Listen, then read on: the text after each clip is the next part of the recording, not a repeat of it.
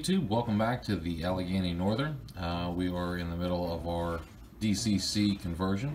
In the last video that I posted, I showed you some of the issues that I was having with some of the older Atlas models and converting those over to DCC. So what I have here is one that actually has worked beautifully on the other three that I've already done. And this is a Kato SD40-2. But all the Kato models seem to have a very similar install and interior build, so they all seem to look like they're gonna fit the same way. But this one has been one of the easier installs, so easy in fact that I'm going to be able to do it in a very short video and show you exactly the steps. So the only thing that we're going to have to turn the camera off for here is, as you can tell with all the Digitrax decoders, there's a little bit of that Captain tape there. That's the specially designed electrical tape. You got to peel that off. You will use it for this install because the instructions have you placing it here and here. That's to just keep this board up, make sure we don't have any unintentional contacts. And the other area, which is probably the most important, is right here, and then down the sides. And it's important you wrap it down the sides because, I don't know if this is going to show in the video here, but those metal wings from the decoder, even on the analog, reach down, they touch the little brass tabs coming up from the motor. But you don't want them to touch the side where the power is drawn into the locomotive. You want to make sure that it goes through the decoder and not bypassing it. That'll cause you all kind of havoc.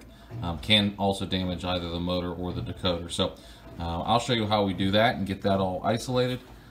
Just let me get the tape off the decoder here and we'll be right back. Okay, so now that we've got the decoder free from its taping, and one thing I did want to do here is show you the underside of this one. And you'll notice that there's a, we're going to call it a sticker, but it's an isolator. Do not remove that. It's not in the instructions. I don't know why anyone would do it, but in case you saw one, what the heck is this? None of the other ones had it. It's just protecting the decoder from all of the connections that they made as far as, well, soldering here and everything. So leave that on.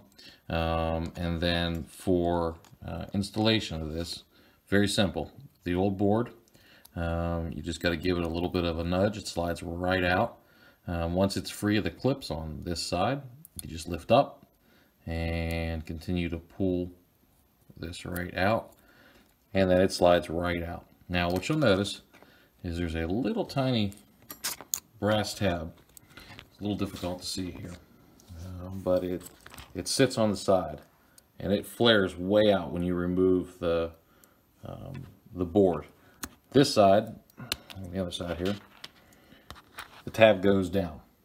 So all of our focus, because when you put the new decoder board from the top, it's going to just push this little wing down.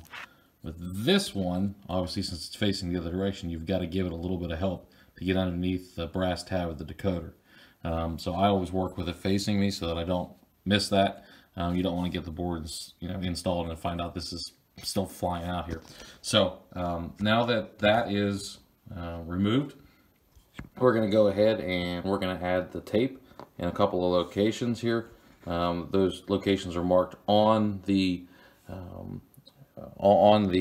instructions that come with the decoder, and they are to isolate these points underneath here so that they don't touch the metal frame and pick up power.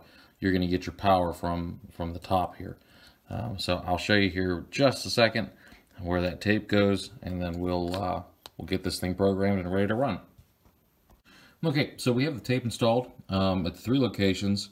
There's the top here. I don't wrap that one down the side as much because when you look at the decoder, there's nothing on the side of this decoder that's going to have any impact on either side of the model housing here. And same with this part here. You're only trying to protect the top, so it doesn't necessarily have to wrap down the sides. Sometimes if you wrap it down the sides, you get a little bit better of stick on the tape, but as long as it's touching here, you're good. Now here in the center, this is where it's important. This is where I went a little bit heavier with the tape, made sure it protected the side. And what you're trying to do is make sure that these metal wings that come down to pick up or that send the power to the motor don't accidentally come in contact with the side frame here. So at this point in time, we're ready to install the decoder and get it set up. It goes in exactly the same as the old one came out, so it's not terribly difficult. The only thing that's a little bit tricky that you have to remember is that this little tab here is hanging out in no man's land, and it needs to be underneath the brass wing here on the decoder. So what I do, and what the instructions tell you to do, is get it started. So sort of slide it under here. This one is a really tight fit. The other ones have been a little bit looser. Not that that matters, because it's going to go in the same way. So you're going to get it started here. And then once you get to the point where you need to put this back end down underneath this clip, go ahead in there. I'm going to use tweezers here just so that my hand doesn't get in the way, but you're going to want to go ahead and you can go ahead and just use your finger at this point. But I'm just going to push this tab back underneath the metal wing, just like that, and then slide it into place so that both in the front here and in the back here, you're locked in underneath the metal tabs that hold it in place. And once you get them in there, just like that, you're done, you're installed, and you're ready to run. So bring it on over to your program track and let's get it set up. Okay, coming on over to our screen here, we're going to go into the menu and we're going to press 1. We're going to do a quick decoder setup, and we're going to press A here to get a read on the decoder and make sure that it's reading correctly.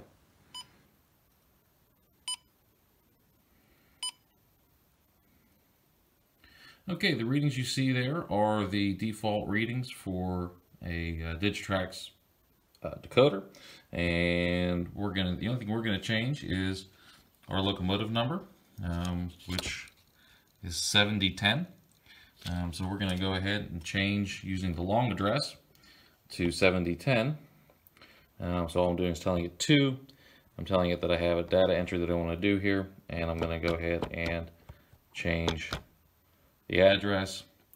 Now that that's changed, it'll automatically correct all of the values under CV29 to be what the decoder needs to read. And we're going to go ahead and write that. Okay, once it tells you that it's completed okay, that means you're set and you're ready to go. So we can take our locomotive from the program track and set it up here onto the actual running track. And that little alarm was because I shorted out the command station, so you don't want to do that. All right, now that we're up here and we're up and running, just go out of your menu, go back into your operation, select your new decoder name, and go ahead and fire it up. Right now, the headlights are off. So just by pressing 0, we'll get the headlight on. It's letting you know that it's running forward. And there we are. That doesn't have much place to run here, but we'll go ahead and reverse it. The lights reverse. And it's ready to go. I always check the locomotive twice, once without the shell on and then once with the shell on, just because if you, sometimes the shell will push some part to something it wasn't pushed before when it was in free air. You want to know that. I had that issue a little bit with the Atlas. Some of the shells were pressing down on the boards and breaking contact with the connections here. Have not had that problem with the Katos, but it's still it's good practice that way. Once I take it from the workbench to the layout, I know that it's working. And that's probably the easiest install you're going to have. It is legitimately slide out the old analog and insert the new digital decoder board, and you're set and ready to run.